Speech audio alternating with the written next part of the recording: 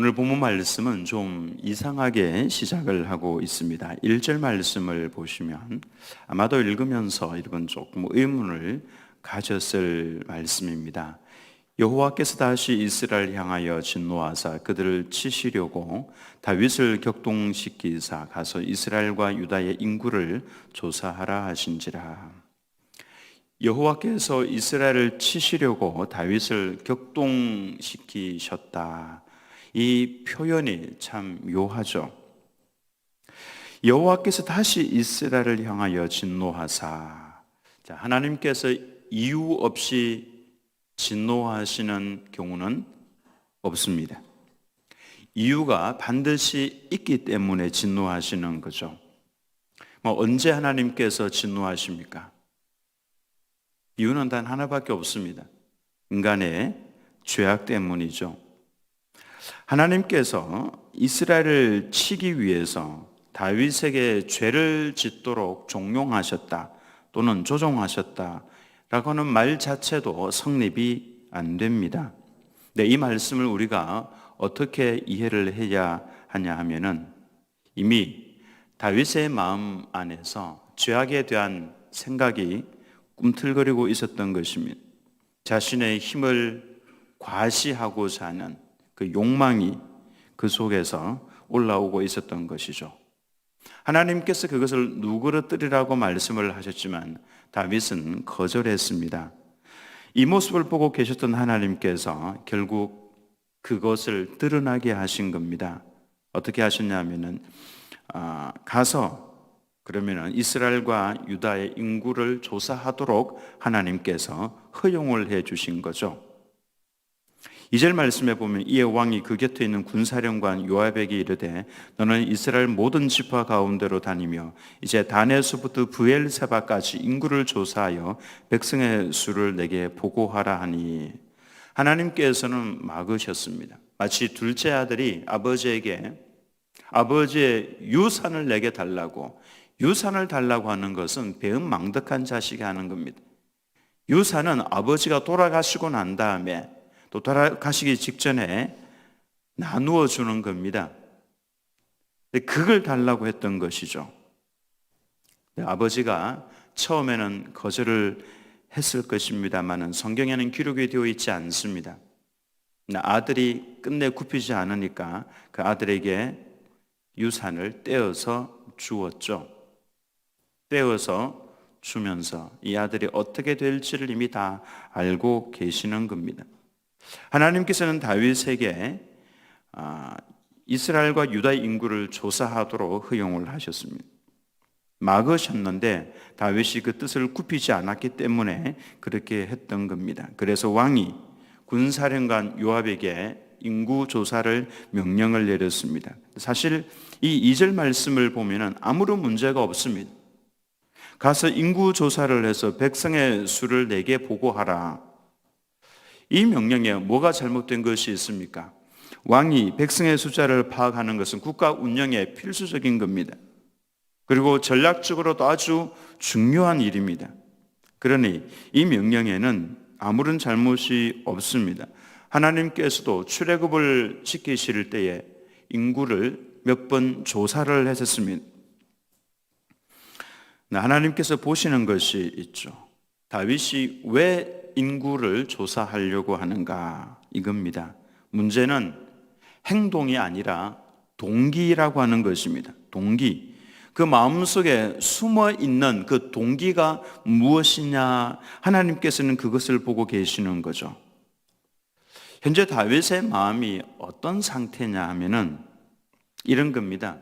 내가 이스라엘의 전체 왕인데 내가 얼마나 대단한가, 내가 얼마나 위대한 일을 진행해 왔는가, 내가 내 민족을, 이 백성을 어떻게 내가 여기까지 인도를 했는가, 내 국민의 이 엄청난 숫자를 한번 보라고, 내가 이 나라를 이루어 놓았다 이겁니다. 내가 내 나라를, 내 국민, 내 백성, 내 능력, 이게 얼마나 무서운 표현들입니까? 내가, 내 나라, 내 백성, 내 힘, 내 능력, 이와 같은 표현을 자꾸 하다가 하나님 앞에서 망했던 사람이 있습니다. 바로 바벨론의 느부갓네살 왕입니다. 그가 자신의 궁궐에 앉아서 자신이 이루어 놓은 그 모든 나라들을 보면서 내가 이렇게 표현하다가 하나님께서 그에게서 지혜를 싹 가지고 가버리셨죠. 그래서 나중에 어떻게 됩니까? 들짐승처럼 되죠. 정신적인 질환을 아마 겪었을 거다 그렇게 봅니다. 내가라고 할 수 있는 유일한 분은 바로 하나님이십니다. 창세기에 보면 그래서 하나님께서 내가라는 표현을 계속해서 쓰고 계십니다. 다윗이 바로 그 병에 걸린 겁니다. 한마디로 말씀을 드리면 교만이라고 하는 겁니다. 다윗의 이런 마음을 옆에서 딱 알아차린 사람이 바로 요압 장군이었습니다. 그래서 요압이 옆에서 충언을 합니다. 3절 말씀은 이렇게 말을 하죠. 요압이 왕께 아뢰되 이 백성이 얼마든지 왕의 하나님 여호와께서 100배나 더하게 하사 내 주 왕의 눈으로 보게 하시기를 원하나이다. 그런데 내 주 왕은 어찌하여 이런 일을 기뻐하시나이까 하되. 왕의 눈이 보고 싶어하는 것이 무엇이었습니까?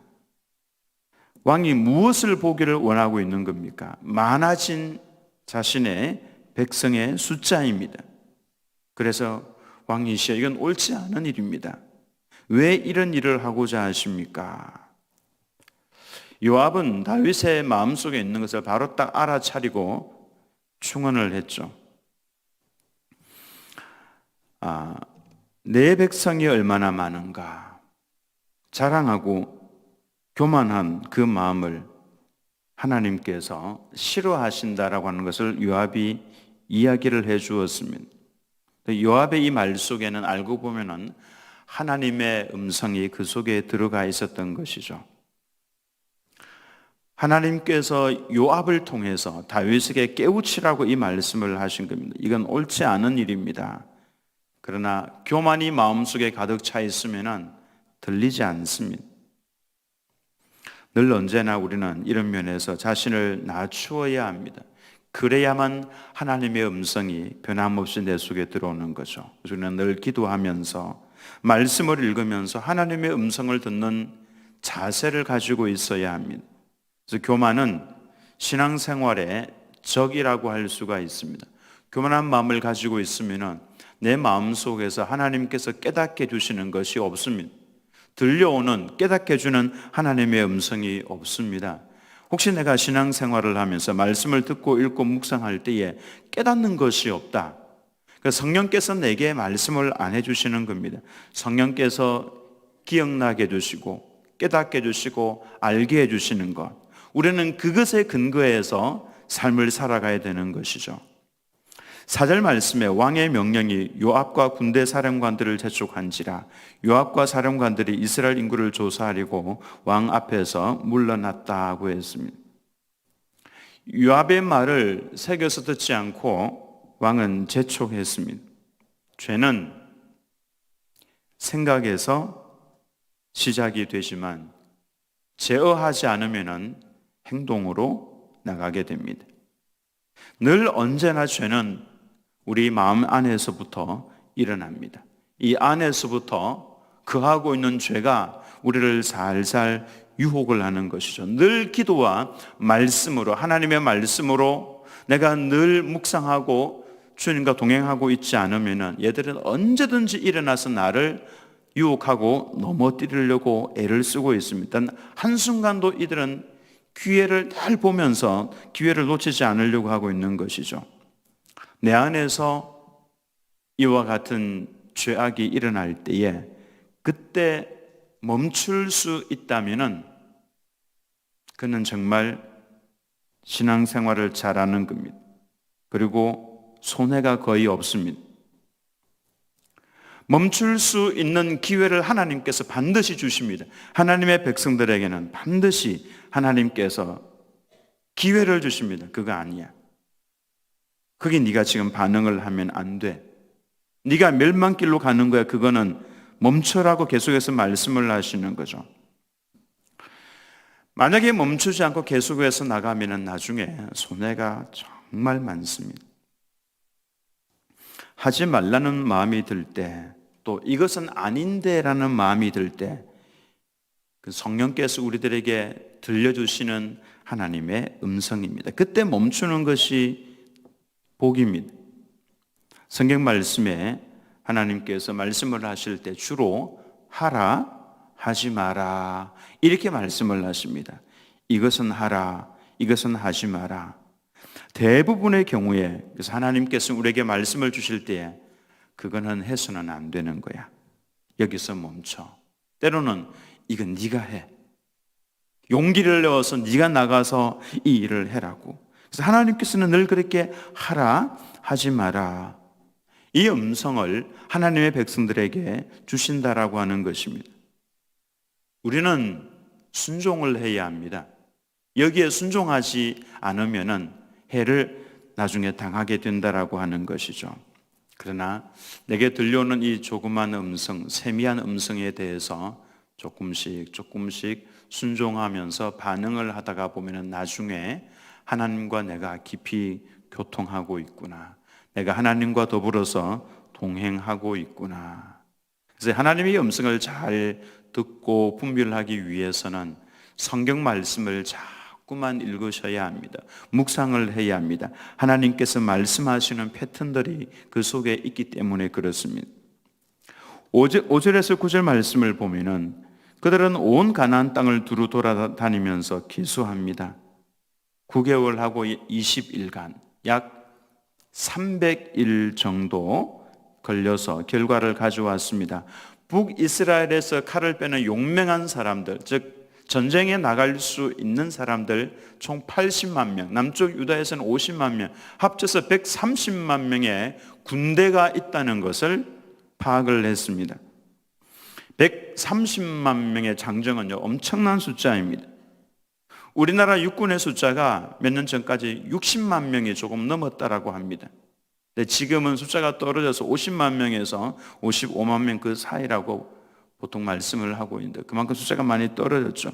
그런데 60만 명, 50만 명, 엄청난 숫자입니다, 이거. 제가 있던 병마부대 연대가 3,000명 정도 되었는데요. 일렬로 쫙 늘어서서 탱크와 함께 중무장을 하고 일렬로 쫙 서서 걸어가는데 뒤를 돌아보면 끝이 안 보일 정도로 엄청난 숫자였습니다. 3,000명도 이렇게 줄을 서서 지나가면 어마어마한 숫자인데 130만 명이라고 하는 것은 그때 당시로서는 가히 상상할 수 없을 정도로 강력한 국방력을 가지고 있다라고 볼 수가 있는 겁니다. 그러나 하나님의 의도와는 상관이 없는 숫자는 의미가 없는 겁니다. 하나님이 없는 숫자, 하나님이 없이 주어지는 그 모든 것들은 사실은 다 의미가 없는 겁니다. 하나님 없이 돈으로 안정감을 얻고, 하나님 없이 사람을 통해서 위로를 받고, 하나님 없이 환경으로 자신감을 얻을 때 그 모든 것은 사실은 해가 될 뿐입니다. 오늘 이 말씀은 우리들에게 묻습니다. 너는 무엇을 의지하고 있느냐? 숫자. 우리는 숫자 의지할 수 없습니다. 무기, 건강 다 아닙니다. 다윗은 그 숫자를 보면서 자신의 마음을 유쾌하게 했습니다. 숫자를 보면서 내가 이만큼 이루어내었다라고 자신 스스로 만족해 했습니다. 중요한 것은 그것이 바로 죄라고 하는 것입니다. 하나님 없이 무엇인가를 의지하는 것 자체가 죄입니다. 하나님께서 원하시는 것은 딱 이겁니다. 너는 나만을 의지하라. 이겁니다. 생각해 보면 하나님께서는 우리에게 모든 것을 다 주셨습니다. 이 지구도, 우리가 살고 있는 이 땅도, 교회도, 가정도, 내 삶의 터전도, 내 생명도, 건강도 다 하나님께서 주신 겁니다. 고개를 들어서 하늘에 있는 저 별들도 다 하나님께서 우리들에게 주신 겁니다. 별들을 보면서 하나님을 찬송하라고, 하나님의 위대하심을 느껴보라고. 그래서 하나님께서 우리들에게 다 주셨습니다. 심지어는 하나님의 아들까지도 우리를 위해서 내어주셨습니다. 하나님께서는 모든 것을 우리들에게 다 내어주셨던 겁니다. 그렇다면 우리 입에서는 당연히 이렇게 고백을 할 수 있어야 합니다. 하나님, 제가 다른 거 어떤 것 의지하지 않고 오직 하나님만을 의지하겠습니다. 이 고백이 우리 입에서 나와야 된다라고 하는 것입니다. 여러분, 하나님 앞에서 기도하면서 이 고백을 한번 해보시기 바랍니다. 하나님, 제가 다른 것 의지하지 않고 오직 하나님만을 의지하고 나아가겠습니다. 숫자가 많이 없어도 괜찮고요, 액수가 많지 않아도 괜찮고, 내가 건강에 지금 없어도 괜찮습니다. 내가 오직 하나님만을 의지하겠습니다. 하나님께서는 그걸 제일 기뻐하십니다. 네가 나를 참으로 의지하는구나. 그래서 우리는 하나님을 의지하는데 진심이어야 합니다. 그냥이 아니라 내 삶으로 내 발디딤돌이 없다고 할지라도 그래도 하나님 의지합니다. 이 성도는요, 반드시 기도의 자리에 나와서 엎드립니다. 기도하는 자리에 나와서 하나님 앞에 엎드려서 주님, 어떻게 이 일을 해결해 나가면 좋겠습니까? 길은 보이지 않는데 하나님 앞에 엎드려서 간구할 때 하나님께서 기뻐하십니다. 하나님께서 기뻐하시면은 문제는 다 해결된 것이나 마찬가지입니다. 그 길 위에 들어가면 되는 겁니다. 이렇게 살아가는 것이 성도가 하나님과 더불어서 동행하는 겁니다. 하나님과 더불어 동행하면서 하나님께서 내게 늘 깨닫게 해주시는 그 음성을 들으면서 주님과 더불어 순종하면서 그 길 걸어갈 때에 걸음걸음이 하나님의 뜻을 이루는 것이고 하나님의 기쁨이 되는 것이고 이 세상의 별처럼 반짝반짝 빛나는 그와 같은 인생이 되어가는 것입니다. 이제 주님, 제가 어떤 것 의지하지 않고 오직 하나님만 의지하겠습니다. 이 신앙 고백이 여러분 개인의 진심의 신앙 고백이 되기를 예수님의 이름으로 축원합니다.